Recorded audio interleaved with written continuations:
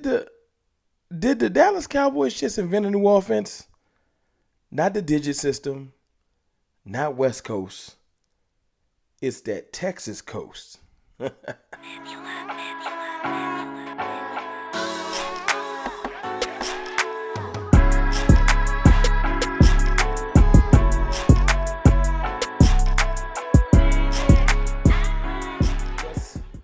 Good people, it's your boy Mr. Rome, Cowboys fan talk, right back, like I never left. What's up with y'all, man? How y'all feeling? I, I'm feeling phenomenal. It's day 2 of minicamp. Great day, great things coming out of camp, man. Things really coming together. I'm loving what I've been hearing from the offensive and the defensive side. But today the offense was clicking. Shout out to Kyle Humans just saying that during OTAs, minicamp so far, day or two, the defense really has been looking like it's been the most dominant part of the football. And our defense is loaded. I've been down the list of the players we got, the veterans we got. The defense is loaded. Let's make no mistake. But the offense, with the new pieces and stuff like that, the changes in the running back room, coaching staff, it kind of leaves you wondering what's going to happen, how we going to look. We've been running a digit system, a option route system, Kellen Moore's hodgepodge, whatever he put together type thing that was effective, but it didn't have any drive, any direction. Then we're shifting to a West Coast system, which is Mike McCarthy's specialty, which is, short, quick, concise passing, get the ball out your hand, let your playmakers make plays, more lateral, just a offense that's very easy to pick up and allows players to do less thinking and more attacking. But see, Dak Prescott was talking today, and he might have just named a new offense altogether. They call it the Texas Coast. And I'll read the quote that he had talking to reporters. He said, "It's funny. This is the Texas Coast. We just renamed that, the quarterbacks. Talking about the quarterback room. It's definitely got some West Coast principles, but it has a little bit of what we were doing in the past, the digit system, option routes, and just obviously marrying them together with a lot of detail and maybe, in a sense, a system that's not out there." So there you go. Basically saying that we're creating something new. Offensive innovation is how you thrive in this league. It's an offensive league. You know what I'm saying? It's something that I'm excited to hear. Now, I was thinking, the offense is going to change a whole lot. Everybody was saying like 20, 30% at first. I was thinking like 70 to 80%. But hearing this lets me know that the offense is going to be something completely new. Different principles married together to make the offensive system, the Texas Coast, something new. Something that I'm sure other people will bite off of and try to take advantage of. And I'm just looking forward to seeing it work. You know what I'm saying? So Texas Coast, pay attention to that, man. I might have to get some Texas Coast t-shirts or something going on. I don't know. Let's just let it matriculate and maturate and let camp happen and just see how it comes together. And then we'll get to the other stuff in the future. Mike McCarthy also touched on Tyler Smith, just, being a left side player, saying he looked real natural from watching the tape, looked real natural at left guard. He also played left tackle all last year, so y'all know he's just talented enough, young enough. Tyler Smith is one of the hidden gems on his team. Doesn't get enough credit for being here in a short time and really having an impact on what we do. He also touched on Kelvin Joseph for the defensive side of the ball, just saying that him playing in a nickel might just be when the physical ability, his physical talent, meets the mental, and he can really excel. Maybe it's just been playing out of place. I'm excited about it. I want to see. I used to beat the drum for Kelvin Joseph, so I'm excited about that. It's good to hear the coaches acknowledging him in a good light, because last year it's just a lot going on with Kelvin Joseph, man. So I'm good to hear something like that, man. Let's talk about this Brandin Cooks. This Dak Prescott to Brandin Cooks play. 7-on-7 drill, late period. Passing game, not allowed to run full speed. DB's not really allowed to contest balls. So that's more so some context for you on the drill. But DB is allowed to be in the right place and run stride for stride with receivers. But But in a play where players was running full speed, for what I've seen, Brandin Cooks easily got behind the defense. Easily. And then you got all the reporters. All the reporters just talking about, look at Brandin Cooks' speed. Chota, Gelkin, um, Clarence Hill, humans, like, people are pretty much saying, shout out to my girl Aisha Morrison, she said it too, like, Brandin Cooks is a revelation to watch in person.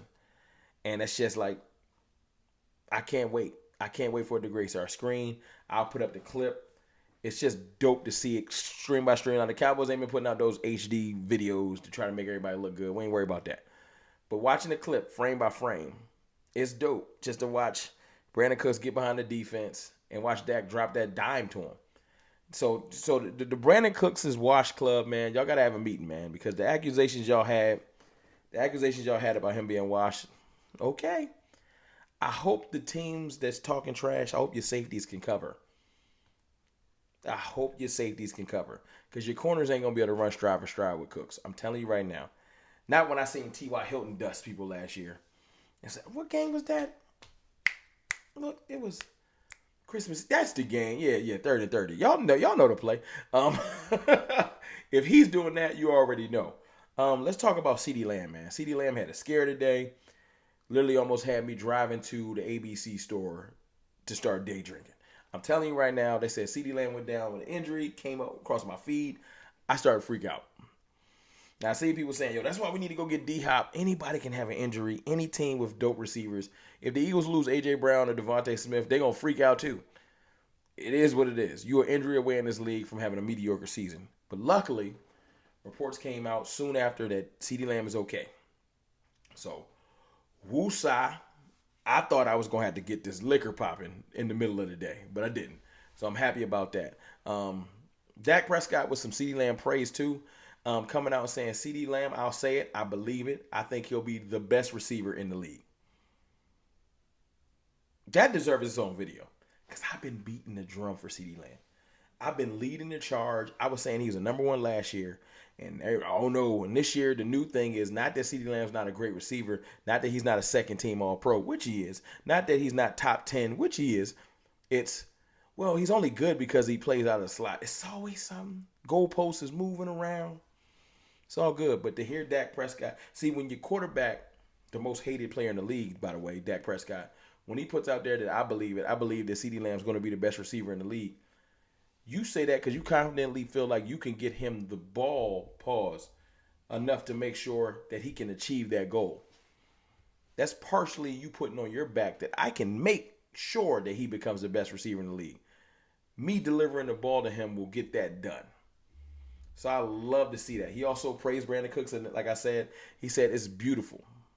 It's a beautiful thing. Yeah, that speed is real for him. On every play, every route, start of every route, Brandin Cooks is full speed.